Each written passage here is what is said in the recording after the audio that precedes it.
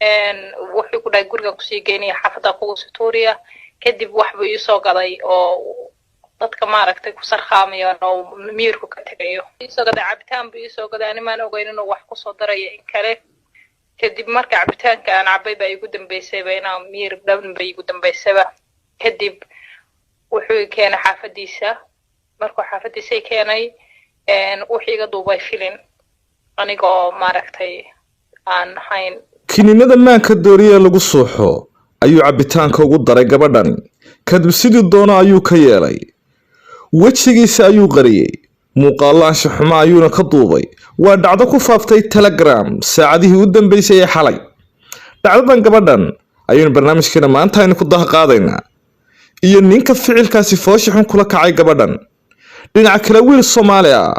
oo ka shaqeeya shirkadda tagaasida Uber ayaa saacado ka hor lagu dhex dilay taksigiisa waddankaas Mareykanka wiilkan iyo sababihii ay kooxdani ku dishay iyo macluumaad ku saabsan kiiska isla barnaamijka dhexdiisa ayaynu ku qaadaynaa hayeeshee daawada intayna barnaamijka u guda gelin hadda channelkan ku cusub tahay subscribe saar asxaabtaada la wadaag ku soo dhawaada barnaamijka dhacdadan maanta idin wadaagaya waxaan ku soo gudbinaynaa dhacdo murugo iyo naxdin oo gabadh Soomaaliyeed oo u geystay wiil Soomaaliyeed oo ay jeclayd kaasoo ku abuuray jacayl beena oo xadaafa aaminaad badan dabadeed waxa uu ka duubay muuqaalo argagax leh iyadoo qaawan kadib sharaab ama cabitaan uu ugu daray kiniin ay ku miir beeshay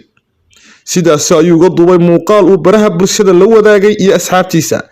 wala waxa uu aad ugu faafiyay barta Telegram oo muuqaalada anshaxumaa lagu faafinayay muddooyinkii u dambeeyay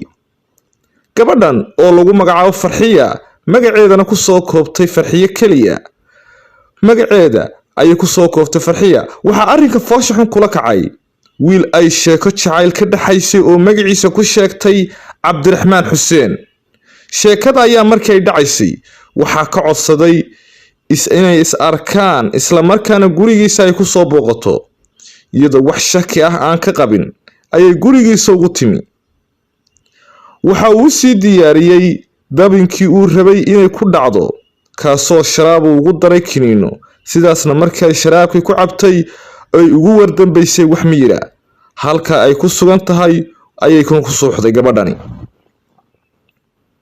inta aanu muuqaalada foosha xun ka duubin hore dhowr jeer ayuu waxa uu ka codsaday inay u soo duubto muuqaalo ay qaawan tahay hadday jeceshahayna balse waa ay ka diiday inay u duubto una dirto muuqaaladaasi markii ay diiday waxa uu ka dalbaday ayuu khiyaameeyay sidaasna uu ugu dhigay dabinkii soo gurigiisa ugu yeeray muuqaal ay qaawan tahay kadib markii uu ka duubay in muddo ah ayuu ku qancinayay inay gurigiisa ugu timaado sidaasna waxa uu ku siiyay sharaab uu ku soo qasay kiniinada lagu suuxo wiilkan ayaa markii muuqaalka duubayay waxa uu qariyay wejigiisa muuqaalkan ma rabno halkan inaan kula wadaagno sabab anshax awgeed wiilkan ayaa sidoo kale muuqaalka la wadaagay saaxiibadiis sidaasna ay ku faafiyeen muuqaalka markaasna uu qabsaday maalmihii ugu dambeeyay baraha bulshada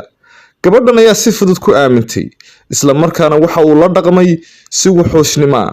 Farxiya ayaa hadda wajahaysa xaalad adag iyadoo cadaadis iyo dhibaato kala duwan kala kulantay waalidkeed iyo cid kasta oo taqaana iyadoo sababtoo ah iyadoo qaawan ayay baraha bulshada dhex yaacayaan sawiradeeda iyo fiidiyowga laga duubay muddooyinkii ugu dambeeyay ayaa waxaa soo badanayay in ragga falalka foosha xun kula kaca dumarka Soomaaliyeed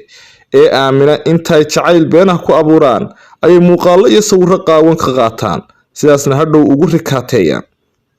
dhacdada naxdinta iyo foosha xun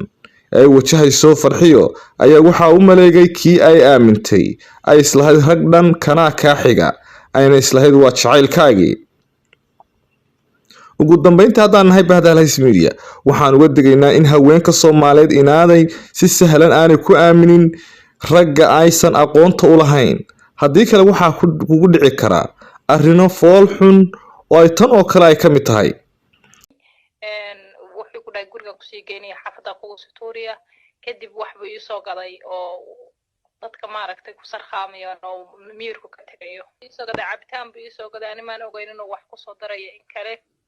kadib marka cabitaanka aan cabay baa igu dambaysayba inaan miyir dhaban bay igu dambaysayba kadib wuxuu keenay xaafadiisa markuu xaafadiisa keenay wuxuu iga duubay filin aniga oo maaragtay